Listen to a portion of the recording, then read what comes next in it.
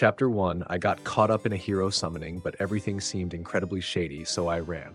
All of a sudden, I was in a fantasy world of swords and magic straight out of medieval Europe.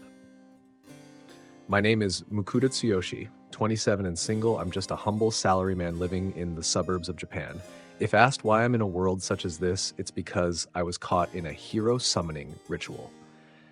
I've read web novels to kill time, so I'm familiar enough with this trope as to be sick of it. But never in my wildest dreams did I think it would actually happen. And to think, I'm not even the hero, I'm just collateral damage. This is no joke.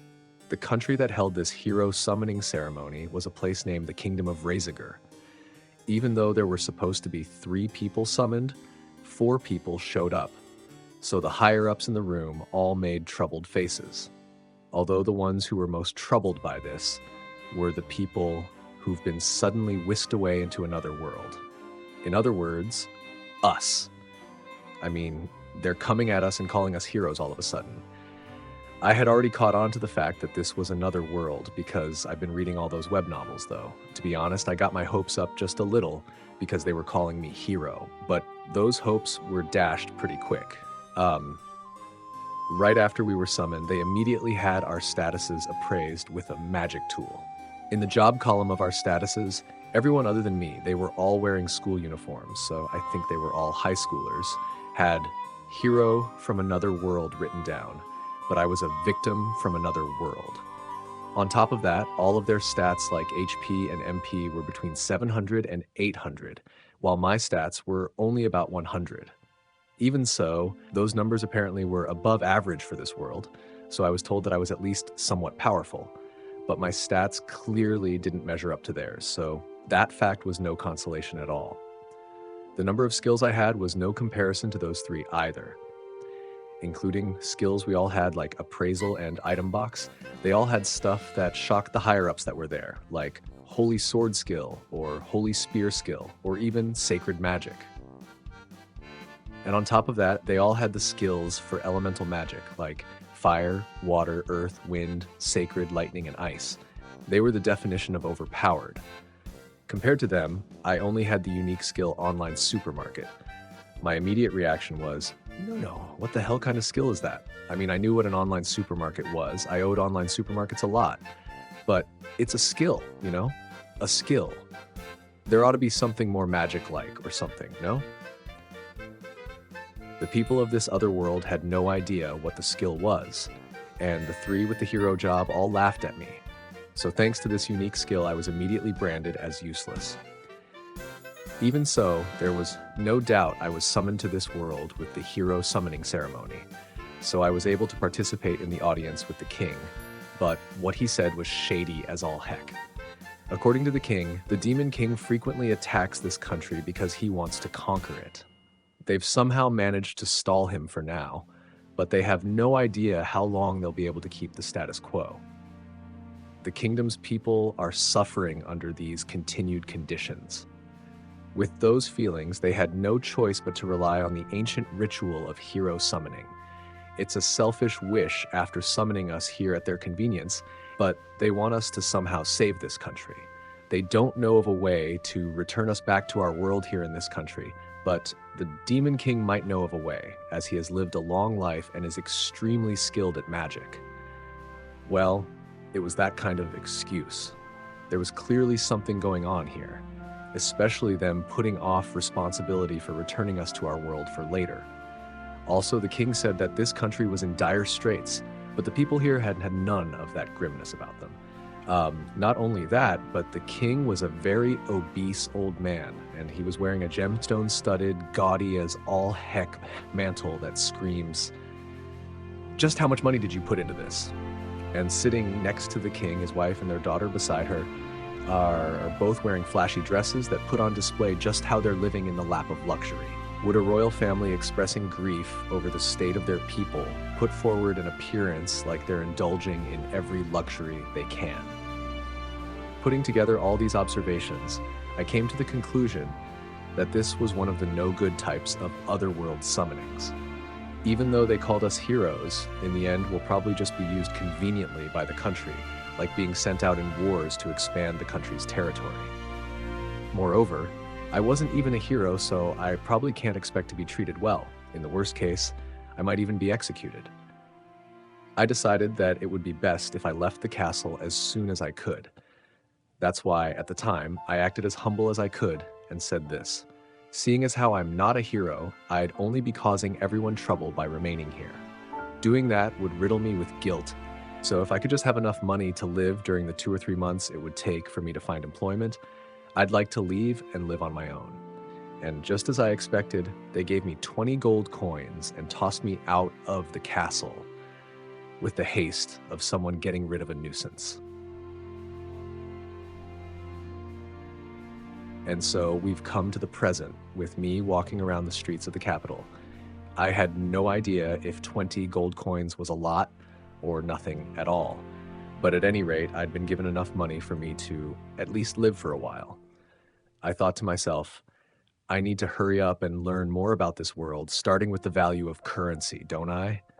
And then I'll need to leave this country as soon as possible. With the king like that, I can't imagine this country is a good place to be. And I don't think anything good will happen to me if I stay either. Okay, with that decided, let's hurry up and take action. This capital resembled a town out of medieval Europe. I started off by calling out to some children who were idling about on the street nearby. Hey, do you guys have some time? I just arrived from way out in the country, so I'm not really familiar with this place. I'll treat you to some skewers from the stall over there, so can you teach me some stuff? They were wary of me at first, but they couldn't win against their stomachs, and so they eventually agreed. I bought the children 2 skewers each and listened to what they told me. The first thing I asked them about was the value of the currency here, which one could argue was the most important thing to learn, and came to these conclusions based on what they said. 1 iron coin, 10 yen, 1 copper coin, 100 yen, 1 silver coin, 1,000 yen, 1 gold coin, 10,000 yen, 1 large gold coin, 100,000 yen, 1 platinum coin, 1,000 yen. The skewers I treated the children to were 5 iron coins each. If a family of 4 had 6 gold coins, they could probably live off of that for at least a month. I also heard of the existence of the Adventurers and Merchants Guilds, which weren't attached to any country. Both of these were basically mainstays of any fantasy novel, and that belonging to either of these guilds would make moving from country to country or town to town smooth. Basically, it would lessen the costs of doing so. If one had a form of identification not from either the Adventurers or Merchants Guilds, or no form of identification at all. Those from rural areas or children living on the streets often didn't have any of this. One would get taxed when trying to get into countries or cities they're in. This kind of stuff is common in this genre. I also asked about this country, and I heard while the conflict with the demonic race was real, apparently this country was the aggressor. The stated reason was to destroy the demons that cause harm to humans, but in the end, their real aim was the demon folk's land. This country has also been making suspicious moves towards the neighboring human-led countries, too. So people have been leaving the country little by little for a while now. The children also told me that they were orphans whose parents had died in the war. These children knew more than I expected. Apparently they see and hear a lot because they take on a lot of menial jobs to earn money to live. Orphans are really tough. Anyway, I'd planned to stay at an inn tonight and leave the capital tomorrow. I heard from the children that there's a stagecoach that goes to a town called Keels, which lies on the border to another country every day. So I was set on riding that to get out of here. After that, I was going to cross the border and figure things out again from there. At any rate, getting out of Reisegger Kingdom was the most important thing. In order to do that, I'd need some funds, but I had an idea for that. I also already had the 20 gold coins I was given from the country. They probably gave me a bit more than was necessary because they were feeling a little sorry that they summoned me in a fashion like a pseudo-kidnapping. Well, it's convenient for me that this shady country gave me this much. Let's live off these funds for a while, I thought. I arrived at an honest and moderately priced shop for clothes that was recommended by those children.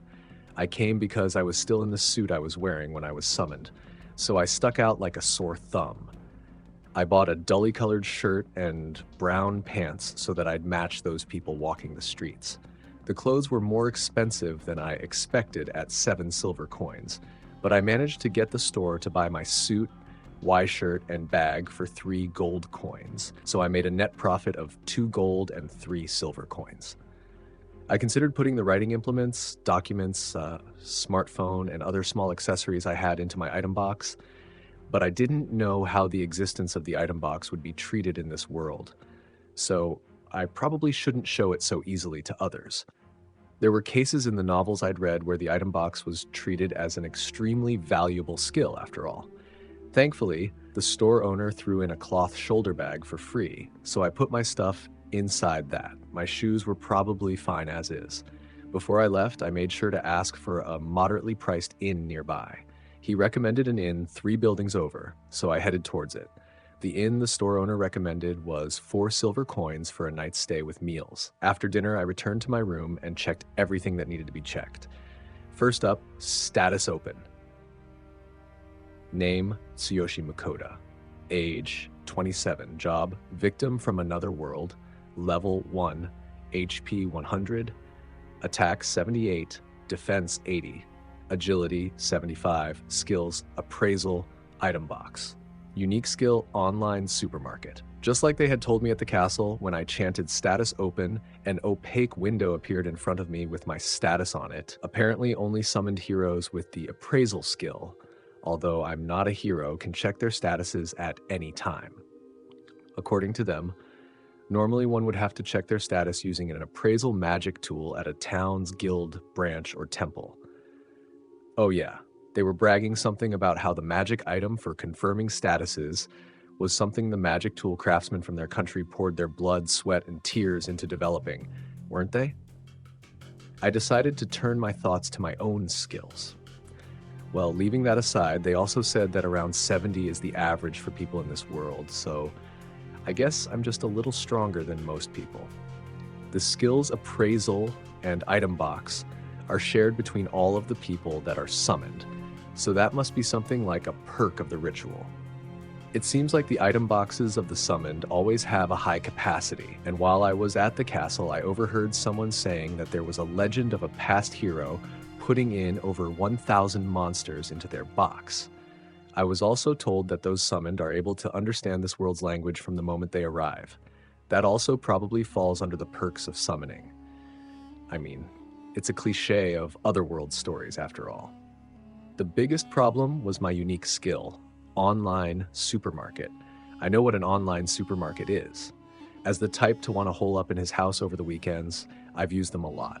I don't hate cooking, so back then I would cook from the ingredients I ordered and eat while watching the dramas I'd recorded, or else spend time drinking beer and reading all the web novels I could find. That was my routine on days off. But the question is, how do I use this skill? Online supermarket. Nothing happened when I chanted the name. Then, what if I touch it? When I touched the words on my status screen, the window changed. It's literally just an online supermarket site. It was the exact same site I often used to use. For now, I put a 500 milliliter bottle of water costing 8 iron coins and 2 sweetbreads costing 1 copper coin each into the cart. Apparently, the prices reflected their pricing in Japan. When I tried to check out though, it said, "There is not enough remaining credit. Please add more funds." A square frame appeared under the notice. So it's telling me to add funds? Do I just put the coins in here? When I hesitatingly brought a silver coin close to the frame, it sucked up the coin on its own. And as soon as I finalized the purchase, silver particles of light gathered before my eyes and gradually formed a shape. It was the cardboard box the site used when delivering orders. Once I opened the box, I found the water and sweet bread I ordered inside. Ooh, this is going to be useful. Back then, I thought those important people working for the kingdom didn't know anything about my unique skill other than that it wasn't a skill for battle, and the heroes that were with me laughed. But this is actually a good skill that'll be quite useful. As long as I have money, I'll have no problems with food, and I can probably even earn the money I would need for that with this somehow. It's not overpowered like being a hero, but with this skill, I can probably become very rich in this world. According to the information I got from those children, salt is expensive in any country that isn't next to the ocean, and spices such as pepper or sweets are only for nobles and the like. I could use my skill to buy lots of salt, pepper, or sugar at the prices I used to buy them in Japan, and then I could go and sell them at high prices here in this world. If I did that, it should amount to quite the profit. If I looked around carefully, there should be other products that would bring profit. Online supermarkets these days stock daily necessities as well as food, after all. Because of that, I'd like to register with the Merchants Guild, but doing so in this country would probably be a bad move. If by some chance they realized that they could make money off of my skill, there would be a real possibility that the kingdom would start interfering with me. If I was going to register, I should do it in the next country over. Anyway, it all starts tomorrow. Let's hurry up and get away from this town and then cross the border. I probably won't be able to sleep in a bed for a while after tonight, seeing as how I'll be on the road. And so I went to sleep in order to be ready for tomorrow. After I ate breakfast, I left the inn. As I headed over to where the stagecoach would be stopped, I checked on the fee and departure time. The fee seemed to be 1 gold coin, and it would take around 4 days to get to Keels. There was still time until the coach was set to depart, so in the meantime, I went to prepare 4 days' worth of food and a weapon just in case something went wrong. Of course, using online supermarket in front of people would be a bad idea, and in the case that item box is a rare skill, there could be a chance of an uproar, so I probably shouldn't use that either. I bought a water skin, jerky, black bread, as well as a slightly large knife. With this, I was ready. All that was left was to ride the stagecoach and get away from this capital. Other than me, there was a middle-aged peddler, a young married couple and their 2 children, and a woman in her mid-30s riding this stagecoach. There was also a party of 4 adventurers guarding the coach. From when we departed, I started talking a little with the peddler who was sitting next to me. "Are you going to Keels to sell something?" I started off with harmless, small talk. "Yeah, I managed to get some soap from a certain source, you see. I was thinking of getting a firm I know in Keels to buy it off me." "Oh, soap, is it? So this world has it too." So, after a lengthy discussion, I learned that apparently soap does exist, but it was something only nobles use. When selling to a noble, a bar of soap went for around 3 silver coins. When I tried to indirectly bring up the subject of item boxes, I learned that nobles and large trading companies would hire people with the skill. It was said that people with the item box skill are about 1 in 1,000, but it seems the size of it depends on the person's MP. So if one didn't have at least a fairly large item box, they wouldn't be able to get hired by said nobles or companies. No matter how small your box is, it should be at least 3 times bigger than what I can carry with this wooden back rack that I have. So from my point of view, anyone with an item box is someone to be jealous of. Saying that, the peddler laughed. "I see, so the item box skill does exist among people, even if it's rare. As long as I pretend that my item box's capacity is small, it should be fine to use," I thought. If I was to become a merchant, having the appraisal skill would be a great boon, wouldn't it? I was able to ask about item boxes, so I tried bringing up appraisal in the same way. "Ah, that's something every merchant dreams of. But that's something that only summoned heroes from another world who only exist in fairy tales can use. Although I do think that it's not heroes who should have the skill, but merchants. Appraisal, it's the dream of any merchant, no? Even without the appraisal skill, it would be nice if the appraisal tool becomes more widely available. People find them sometimes in ancient ruins, but they're so expensive your eyes will pop out of your head, so only countries or guilds are able to obtain them." Wow, that was close. I couldn't help but sigh in relief in my head. So appraisal is something only summoned heroes have, and magic tools with appraisal also exist, but they're so expensive that it's impossible to own one privately. It seems they only rarely come out of ancient ruins, or in other words, highly difficult dungeons, so of course there wouldn't be a lot of them. It was good that I asked. So now I know that there's basically no chance that I would ever get appraised.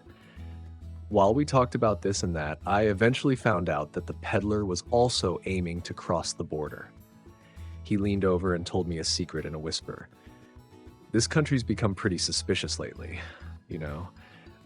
It would have been out of the question if I had a family, but luckily I'm single, so I'm thinking of getting out of this country early. There's rumors that they might close their borders soon, after all. Closing their borders? I thought, this country is dangerous as all heck. It's a good thing that I gave up on this country early and decided to move. On the way to Keels, monsters like goblins and wolves appeared, as I would expect from a fantasy world of swords and magic. Monsters do exist here, but the adventurers guarding us defeated them without trouble, so the ride went smoothly. When we arrived at Keels, I headed over to where the old peddler told me the stagecoach for crossing the border would be. No way. At the station, a notice saying stagecoach services currently on hold was displayed. What do you mean, on hold?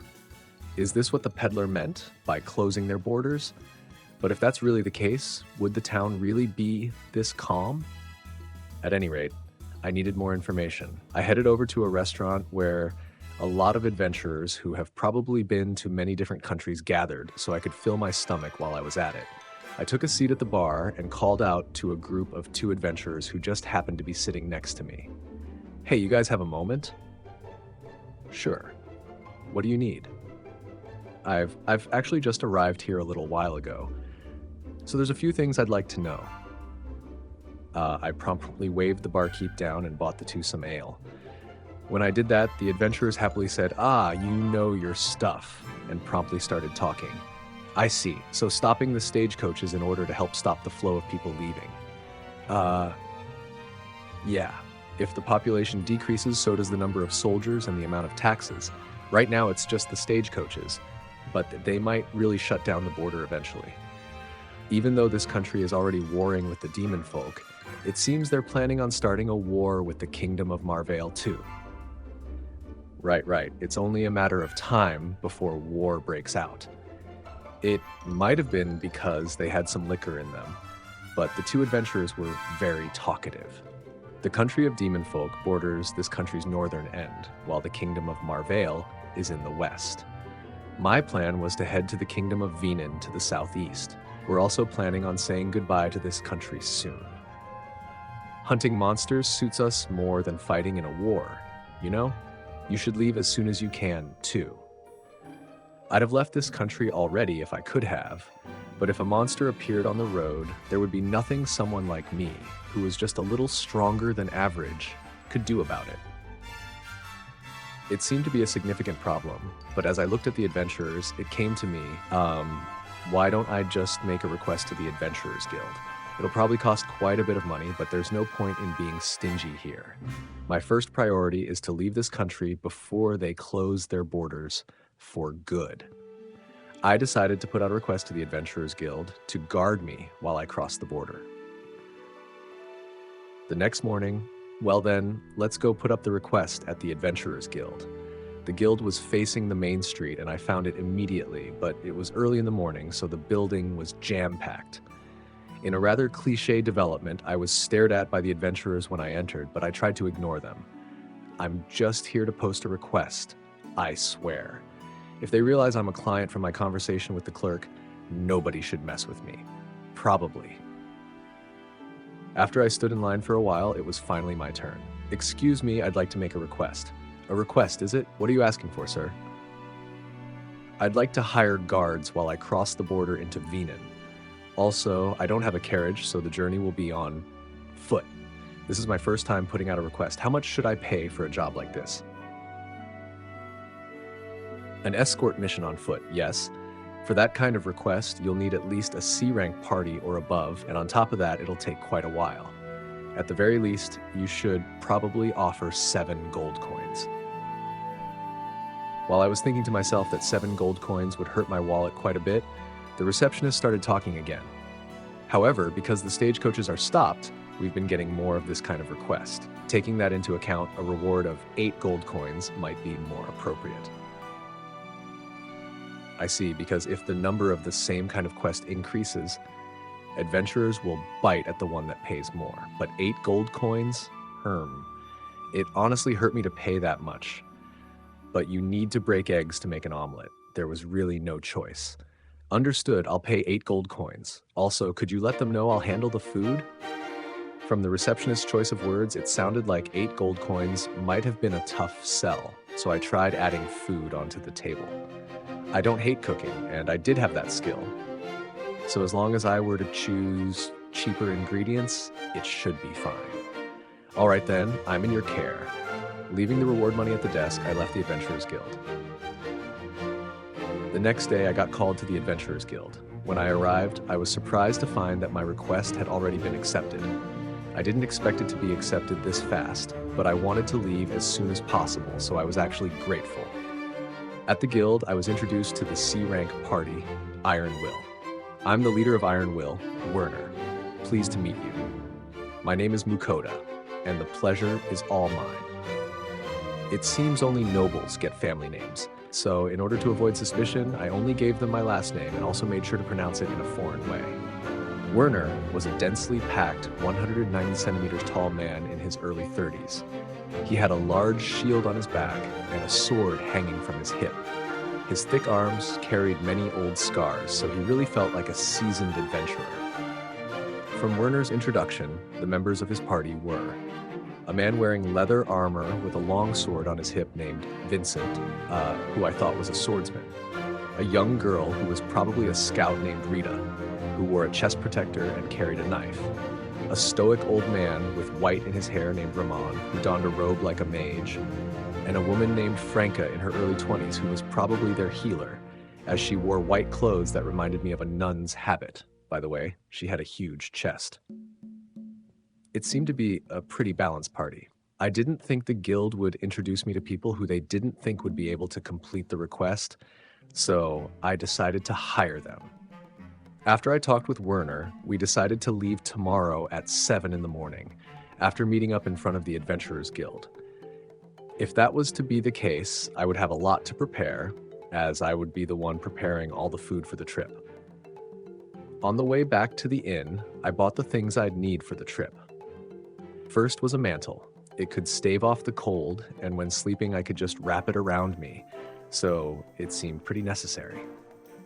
I also bought all the cutlery and plates I'd need at a general store.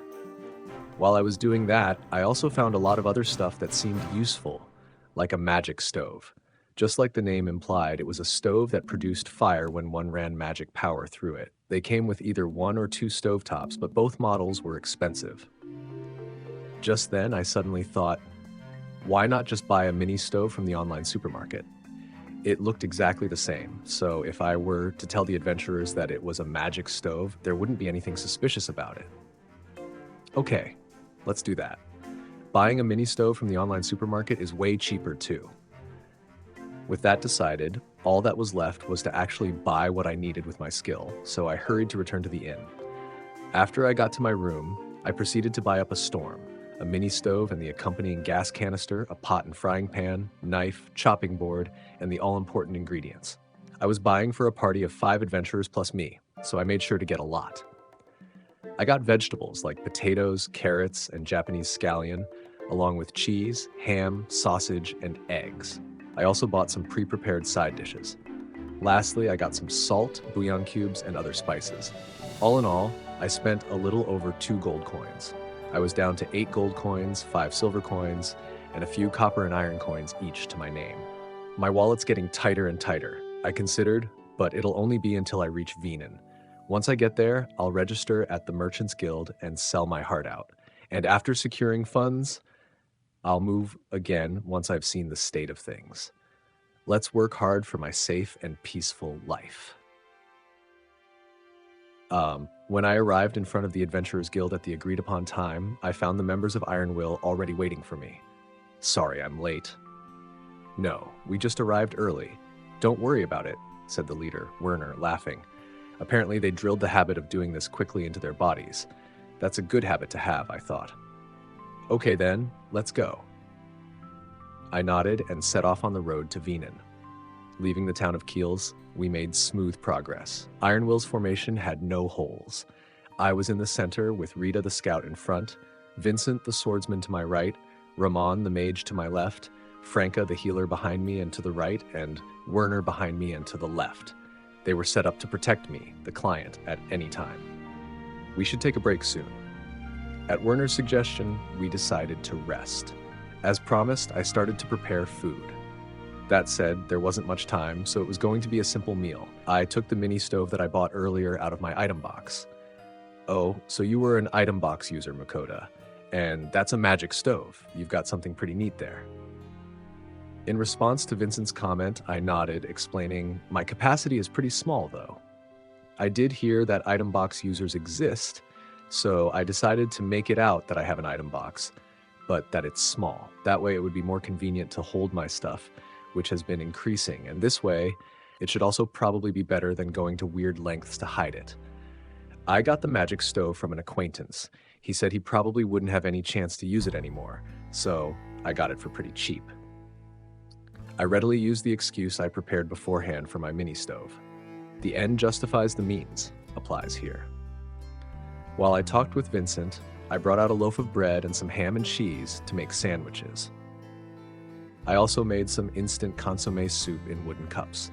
Of course, I made sure they couldn't see while I made it. After I poured in water that I boiled with the mini stove into the cups, lunch was finished. Everyone, food's ready. I handed out a cup with soup in it and a plate with a sandwich on it to each adventurer. All right, I guess I should dig in. At Werner's signal, everyone began eating. Delicious. This bread is very soft and delicious. Yeah. This bread is crazy soft and tasty. This soup's good too. Oh, this is pretty good. Delicious. Those reactions in order were Vincent, Franca, Rita, Werner, and Ramon. It's good that they liked it. I cut so many corners making this, though. They were especially surprised about the bread. Apparently, only nobles got bread this soft. Certainly, all the bread I've eaten up till now in this world has been black or brown and hard as a rock. In order to avoid further questions, I told them this bread is made from a secret recipe from home. I bought a bunch before I left and put them in my item box. Everyone froze up and somebody uttered, "Something so precious." But I just replied to that by telling them that food is meant to be eaten. I mean, I can get more bread anytime with my skill. At any rate, it's really great that we can get hot food while traveling, Werner said, and everyone else nodded in agreement. Too true, we were right to take this quest. Evidently, while traveling, it would be normal to have rather tasteless foods like hardtack or jerky, so the food I put out is quite the feast to people who are going places. It seems that good food breaks the ice anywhere, as conversation flowed freely. Apparently, the members of Iron Will had felt the unrest in the country too, so they had recently discussed moving to a different country as well. It was then that they saw my request and thought it was perfect timing, so they accepted it. Actually, there were other requests that paid more, but they didn't really need money that badly at the moment, and since I promised to provide the food during travel, they ended up taking mine. It seems that food fees for 5 people are no joke, I noted. No, I'm the one that's thankful for you guys taking my request. I also came to Keels because I wanted to get out as soon as possible, but seeing that the stagecoaches were stopped for a while, I was panicking, wondering what I should do. So it's thanks to all of you that I'm able to travel to Venin. Even though I look like this, I'm pretty confident in my cooking, so leave the meals to me. After I said that, everyone smiled. They had good food to look forward to for the rest of the journey, after all. I'll try my best, so please get me to Venin safely.